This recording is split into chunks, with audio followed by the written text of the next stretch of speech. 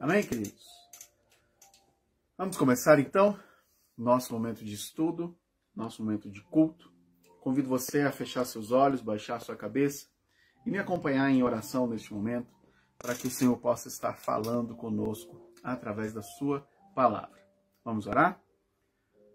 Santo, soberano e eterno Deus, nós queremos, ó Pai, te louvar e te exaltar pela tua graça e pela tua misericórdia que tem sido derramado em nossos corações.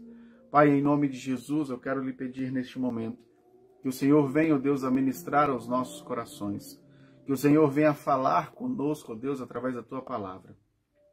Clamo a ti, ó Deus, por esses que me escutam, ó Pai, que o Senhor esteja abençoando cada um deles, que o Senhor, ó Deus, esteja fazendo morada no coração de cada um deles, que nada nem ninguém venha, ó Deus, atrapalhar aquilo que o Senhor propôs, ó Pai, de realizar nesta noite, neste momento.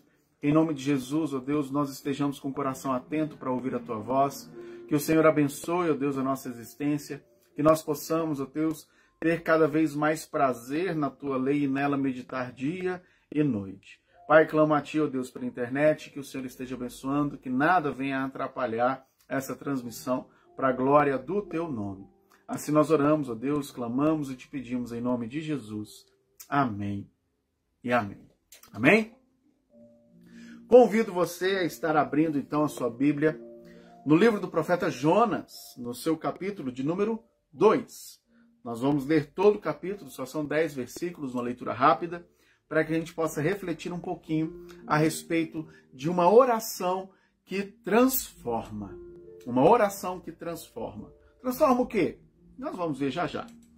Jonas, capítulo de número 2. Diz assim a palavra do Altíssimo. Então Jonas, do ventre do peixe, orou ao Senhor e o seu Deus e disse: Na minha angústia clamei ao Senhor e ele me respondeu. Do ventre do abismo gritei e tu me ouvistes a voz. Pois me lançaste no profundo, no coração dos mares, e a corrente das águas me cercou. Todas as tuas ondas e as tuas vagas passaram por cima de mim. Então eu disse: Lançado estou de diante dos teus olhos. Tornarei porventura a ver o teu santo templo? As águas me cercaram até a alma. O abismo me rodeou e as algas se enrolam na minha cabeça. Desci até os fundamentos dos montes. Desci até a terra cujos ferrolhos se corroerão sobre mim para sempre. Contudo, fizeste subir da sepultura a minha vida. Ó Senhor meu Deus! Quando dentro de mim desfalecia a minha alma, eu me lembrei do Senhor.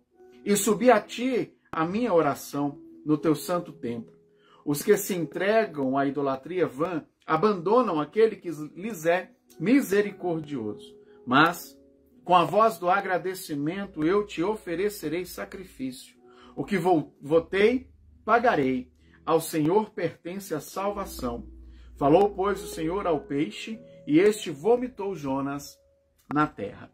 Vamos rever um pouquinho daquilo que nós vimos até agora. Nós vimos no capítulo 1 que nós precisamos tomar muito cuidado com aquilo que é vontade nossa. Que nós precisamos priorizar sempre a vontade de Deus. Nós vimos que mesmo quando tudo vai bem, quando tudo parece que está indo certo, que está dando certo, nós não podemos confiar cegamente na nossa vida, nas nossas decisões, porque pode ser que nós estejamos nos afastando de Deus e não nos aproximando dele.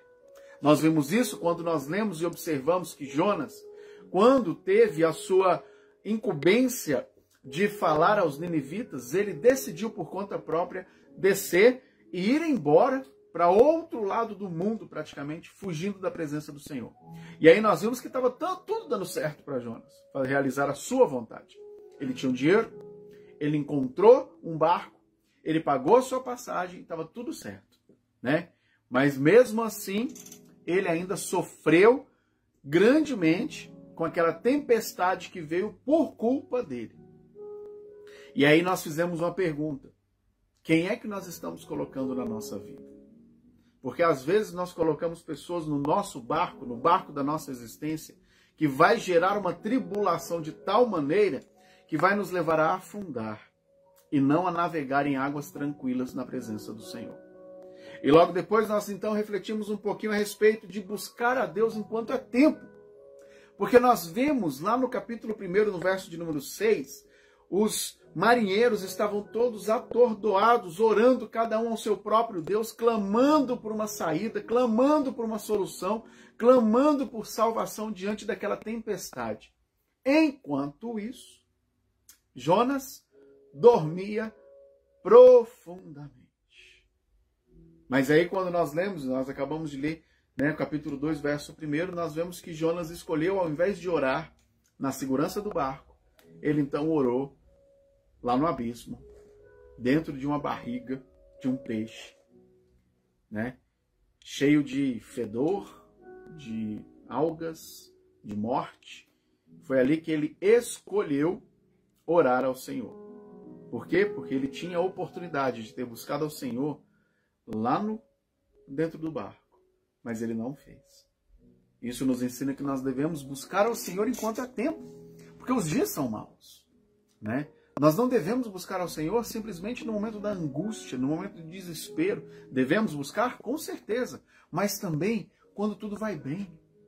Devemos buscar ao Senhor quando tudo está indo bem. Aquele que está de pé, cuide para que não caia, né? Precisamos buscar ao Senhor a todo instante, porque Ele é o autor e consumador da nossa fé. E quando nós entendemos isso, nós então vamos aprender um pouquinho a respeito de uma oração que transforma. Não é uma oração que vai transformar a mão de Deus. Não é uma oração que vai transformar o caráter de Deus.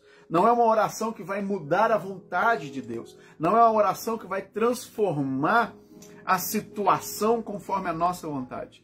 Mas é uma oração que vai transformar o meu coração em direção ao coração de Deus.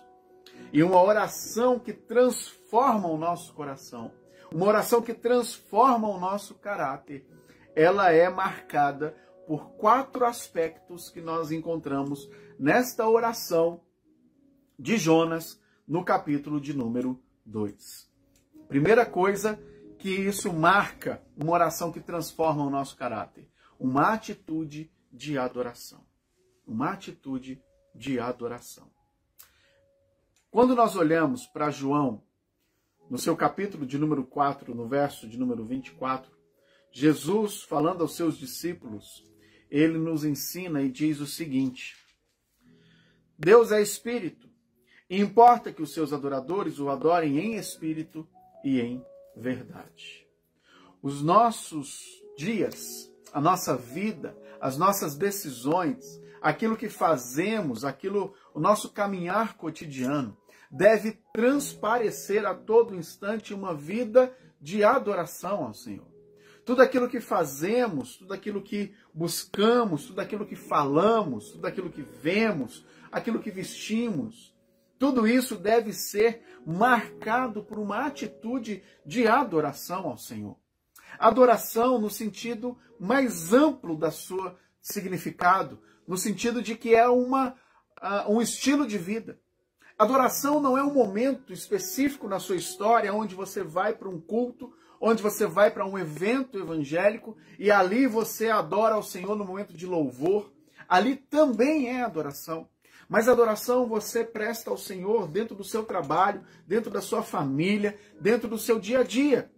Na hora que você vai no supermercado, na hora que você vai à padaria, na hora que você pega o ônibus, tudo isso precisa ser o tempo inteiro norteado por uma atitude de adoração ao Senhor. E para que nós possamos adorar ao Senhor, nós precisamos primeiro reconhecer que sem Ele nada somos. João 15, verso 5, Jesus vai dizer, olha, sem mim vocês não podem fazer nada. E nós precisamos entender isso. Uma atitude de adoração é reconhecer que só Deus salva. Jonas reconheceu isso quando nós olhamos para o verso 9 do capítulo 2. Ele diz lá no finalzinho do versículo, ao Senhor pertence a salvação. Coloque-se no lugar de Jonas. Jonas estava no momento da sua vida dentro do peixe, no mais profundo dos oceanos. Qual expectativa ele tinha de vida? Qual expectativa ele tinha de salvação? Qual expectativa ele tinha de sobrevivência? Nenhuma. Nenhuma. Porque de repente, por mais que Jonas ele conseguisse escapar do peixe, onde é que ele está? No meio do mar, no mais profundo abismo dos oceanos. Como ele poderia sobreviver? Não poderia. Ele tinha certeza do seu destino. Ele tinha certeza da situação que ele se encontrava. Ele tinha certeza que dali ele não passava. Mas ele tinha certeza também de uma coisa. Ao Senhor pertence a salvação. E uma atitude de adoração precisa ser norteado com essa certeza de que a salvação pertence ao Senhor. Precisa ser norteado com uma certeza de que, independente de onde estejamos, o Senhor está presente. Jonas estava dentro da barriga do peixe, no meio do oceano, nas profundezas do mar, e ali ele tinha certeza absoluta da presença do Senhor na sua vida. Você tem certeza de que Jesus está contigo? Você tem essa certeza, essa convicção da presença do Senhor na sua vida? Você tem essa certeza de que o Senhor está contigo no seu trabalho, na sua família, na sua casa, no seu dia a dia, ao comprar o pão? Se você não tem, meu irmão, Jesus está contigo. Ele declarou que ele estaria conosco até a consumação dos séculos. Quando nós olhamos para Romanos 8, versos 38 e 39, Paulo vai dizer o seguinte: porque eu estou bem certo de que nem a morte, nem a vida, nem os anjos, nem os principados, nem as coisas do presente, nem do futuro, nem os poderes, nem altura, nem profundidade, nem qualquer outra criatura poderá separar-nos do amor de Deus que está em Cristo nosso Senhor. Não há nada, nem ninguém que pode separar-nos do amor de Deus que está em Cristo Jesus. Jonas tinha essa convicção. Jonas tinha essa convicção no seu coração. Jesus está com você. Não há nada que pode separar o amor de Deus por você. Não há pecado que venha apagar, que venha anular o amor de Deus por você. Não tem atitude, não tem nada que você possa fazer que venha anular o amor de Deus por você. Por mais que você pense, o meu pecado é tão tenebroso, eu sou uma pessoa tão pecadora, eu sou o pior dos pecadores. Paulo declarou isso. Ele se incluiu como o pior dos pecadores. E mesmo se incluindo como o pior dos pecadores, ele declarou: nada vai me separar do amor de Deus que está em Cristo Jesus. O amor de Deus é insubstituível, é inabalável, é intransponível, é abundante. É para você. É para mim. É para todos nós. Precisamos reconhecer que o amor de Deus nos acompanha a todo instante. Que a presença do Senhor nos acompanha a todo instante. E quando nós entendemos e reconhecemos isso, nós então teremos um alerta no nosso espírito, um alerta do Espírito Santo naquele momento que você quer pecar, naquele momento que você quer cair em pecado, o Espírito Santo vai te dar aquele cutucão. Sabe, quando você tem menino pequeno e o menino pequeno começa a fazer bagunça, ou você, quando você fazia bagunça, sua mãe ia lá e te dava um cutucão, um beliscãozinho assim, tipo, para, menino. O Espírito Santo faz isso conosco. Ele nos alerta para que a gente não venha a cair no erro do pecado. Essa é a presença do Senhor em nossa vida. Precisamos reconhecer, isso é a atitude de um verdadeiro adorador. Isso é a atitude de um adorador que o adora em espírito e em verdade, que está o tempo todo ligado no Senhor. Nós estamos na era da tecnologia. Nós estamos no momento em que as pessoas chegam na casa uns dos outros e antes de dizer bom dia, boa tarde, cumprimentar, dizer um oi, pergunta qual que é a senha do Wi-Fi, né? Mas nós também vivemos uma era conquistada por Cristo, na qual nós temos acesso direto ao Pai, sem precisar de uma senha, sem precisar de um intercessor, sem precisar de alguém que faça essa intermediação, porque nós temos a Jesus que já fez, que já foi, que já nos conectou ao Senhor, que já está ligado conosco e com o Pai, porque Ele é a videira verdadeira. Nós somos seus ramos. Então aproveite essa ligação com Jesus e adore Ele em espírito e em verdade. Uma oração que transforma o nosso caráter, além de uma atitude de adoração, terá também um reconhecimento do seu próprio estado de pecado, do seu próprio erro. Olha o que diz o verso de número 8 do capítulo 2 de Jonas. Ele diz assim: aos que se entregam à idolatria vã, abandonam aquele que lhes é misericordioso. De repente, você ao ler nesse texto, você pode se perguntar, mas Jonas não era um idólatra? Será?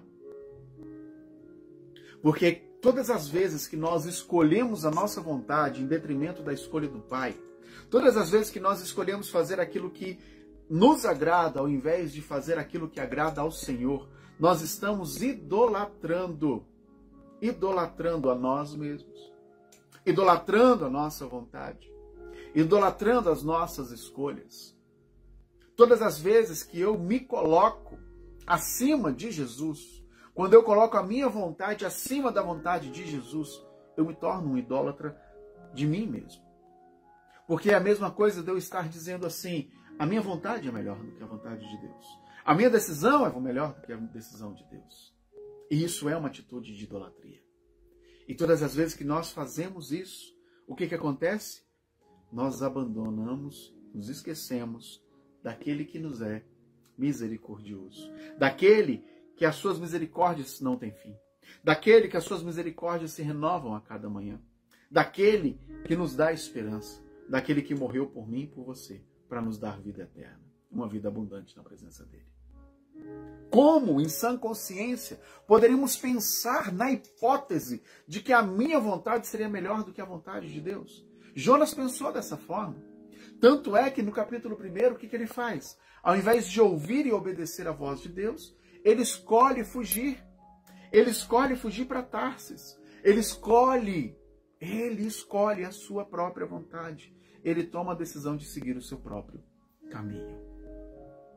Jesus está de braços abertos para você, para ter um relacionamento com você, para que possa te transformar no seu caráter, transformar as suas intenções, transformar o seu coração. Ele está de braços abertos. Ele já deu o primeiro passo, que foi morrer na cruz por mim e por você. Ele já deu o primeiro passo quando ele não usurpou o ser Deus, o direito de ser Deus, mas ele se entregou na cruz por mim e por você. Ele já deu o primeiro passo. Agora nos resta caminhar em direção a ele. Nos resta tomar a atitude de ir ao encontro dele, reconhecendo os nossos erros, porque Romanos 3:23 diz que todos nós somos pecadores. Não há um justo, nenhum sequer. Nem eu, que sou pastor, nem você que me assiste, nem alguma pessoa que você de repente admira. Não há um justo, nenhum sequer. Somente Jesus Cristo. Todos nós somos pecadores. Absolutamente todos nós somos pecadores. E por sermos pecadores, o que a gente merece? A morte. Que é o distanciamento. Às vezes a gente se assusta e a gente se preocupa com a morte física, né? Mas às vezes a gente se esquece que a morte física não é o fim. É o fim desse corpo carnal, mas é o começo de toda uma eternidade que temos pela frente.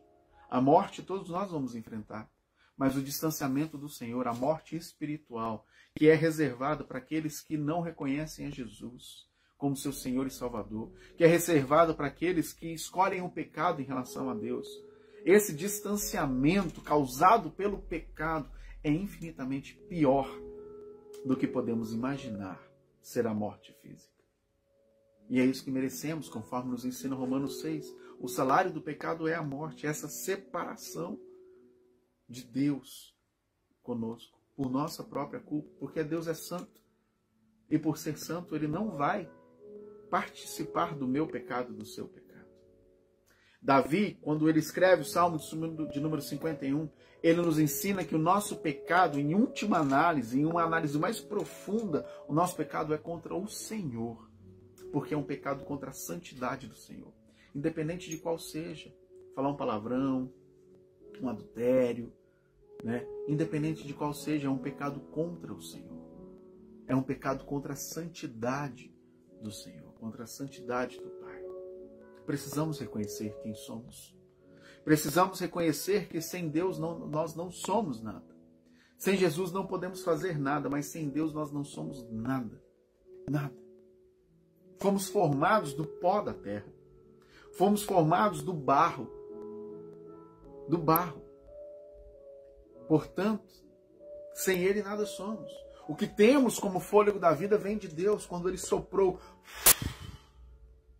o fôlego da vida em nossos corações e nossas narinas. O que temos vem do Senhor. O que somos vem do Senhor. O fôlego da vida que temos vem do Senhor. Precisamos reconhecer que somos pó e ao pó voltaremos. Que não passamos de um boneco de barro sem a presença do Senhor. Ele é o dono da vida. Ele é o doador da vida. Doador da vida. Jesus te deu a vida 2 vezes. 2 vezes. Como assim, pastor, 2 vezes? 2 vezes. Primeiro, Ele te deu a vida quando Ele te deu o fôlego da vida. Segundo, Ele te deu a vida quando Ele conquistou na cruz o direito à vida eterna por você. Uma vida abundante na sua presença. Ele comprou, Ele pagou o preço por mim e por você. Uma oração que transforma envolve uma atitude de adoração. Uma oração que transforma envolve um reconhecimento de que nós somos errados. Nós somos pecadores. A cruz de Cristo tem cravado o meu nome naquela cruz, não o nome dele. Estava reservada para mim e não para Jesus. Preciso reconhecer que sou pecador. Uma oração que transforma o meu caráter precisa de arrependimento. Arrependimento. Jonas se arrependeu, no ventre do peixe ele se arrependeu, dentro da barriga do peixe ele se arrependeu. Olha o que diz o verso 9. Mas com voz do agradecimento eu te oferecerei sacrifício. O que votei, pagarei. Ao Senhor pertence a salvação.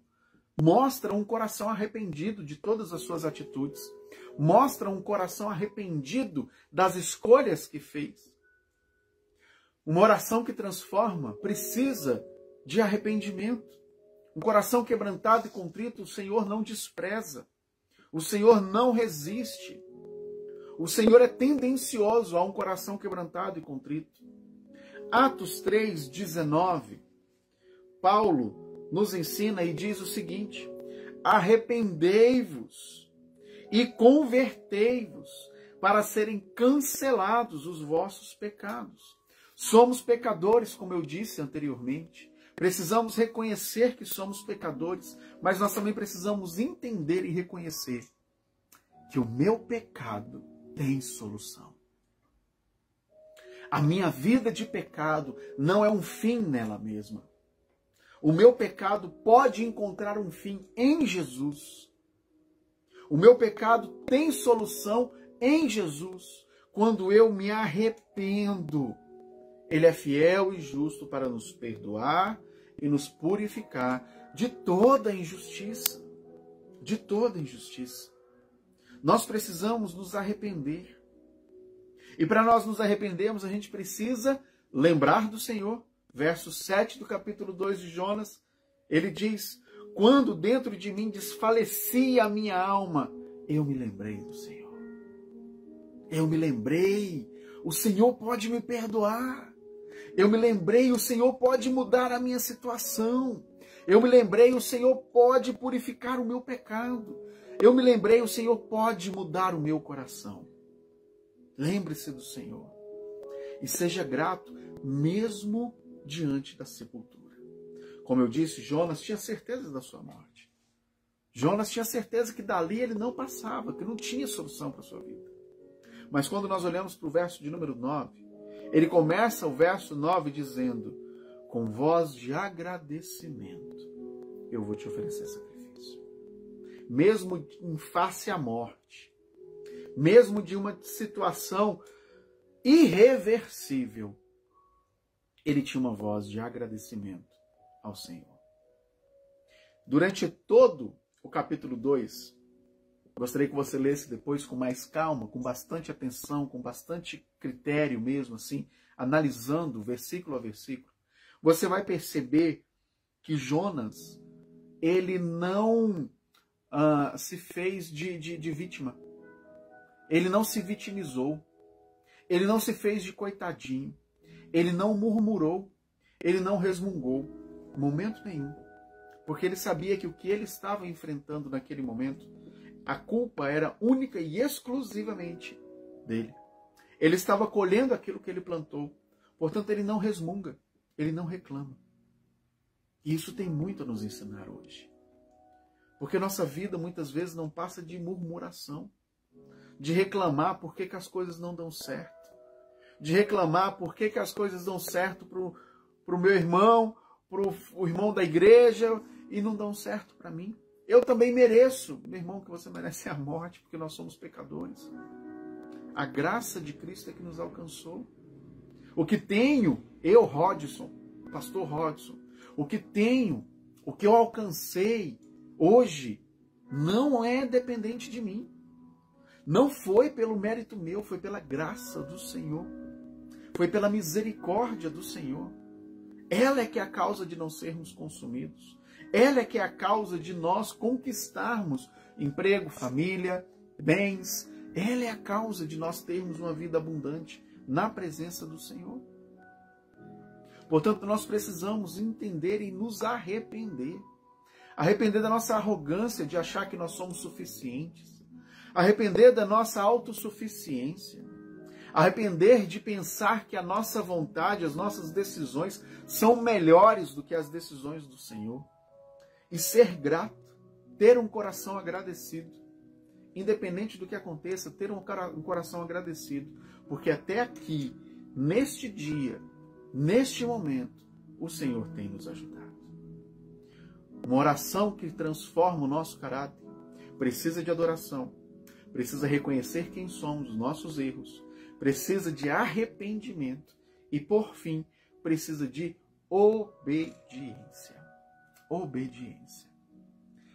Verso 9, mais uma vez, Jonas diz: o que votei, pagarei. O que ele tinha votado? Ele era um profeta do Senhor. Ele era alguém dedicado a falar, a proclamar a palavra do Senhor, a mensagem do Senhor. Ele foi separado para este propósito. Ele tinha um alvo específico a cumprir, que era falar, era ser boca de Deus na sua geração. Mas mesmo assim, aquilo que ele se comprometeu, ele não cumpriu. E ele diz: o que eu votei, eu vou cumprir. E quando você olha no capítulo 3, é o momento que tem a pregação de Jonas. É o momento que ele cumpre. Era um homem de palavra. Ele se arrependeu, adorou ao Senhor, né? Ele reconheceu o seu erro e ele obedeceu. Às vezes nós olhamos as situações, as circunstâncias ao nosso redor e a gente começa a questionar Deus, pedindo para que as coisas mudem, mas quando mudam nós não estamos dispostos a obedecer. Quando mudam nós não estamos dispostos a aceitar, a ouvir a voz do Senhor e fazer a sua vontade. E aí as coisas tendem a ficar cada vez pior, porque nós não somos de palavra, de caráter. Mesmo contra a nossa vontade, nós precisamos obedecer. Você acha que era vontade de Jonas pregar em Nínive? Claro que não. Tanto é que ele queria fugir da presença do Senhor, fugir da missão que lhe foi outorgada, né? Mas mesmo contra a vontade, ele obedeceu. Ele obedeceu. E nós aprendemos que João 4, e aqui eu encerro, João 14, verso 15, Jesus deixa uma mensagem muito clara para mim e para você. Jesus, sem rodeios, ele fala de forma clara: se me amas, guardarei os meus mandamentos. Se me amas, vão me obedecer.